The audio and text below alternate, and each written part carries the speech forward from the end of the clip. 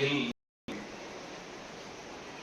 அப்துல் காதர் அவர்கள் எனக்கு அப்பெல்லாம் அந்த நிகழ்வை நினைக்கிற போது நெகிழ்ச்சியான நினைவு. நான் பேசி முடித்த பிறகு அது நடுநிசி பொழுது அப்ப அழைத்து கவிக்கோ அவர்கள் நல்லா பேசுற, எதிர்காலம் இருக்கு, நிறைய படி, நிரம்ப படி அப்படின்னு வாழ்த்தினார். அந்த நினைவுகள் எனக்கு இப்போது வருகிறது.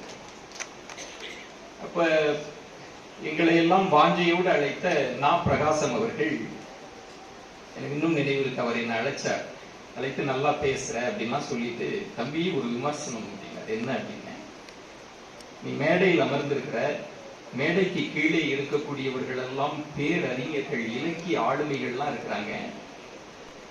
நீ கொஞ்சம் கால் ஆட்டிக்கிட்டே மேடையில் உட்கார்ந்து இருக்கிற, அது மேடை மரபு கிடையாது, அதனால நீ கால் ஆட்டாத அப்படின்ன.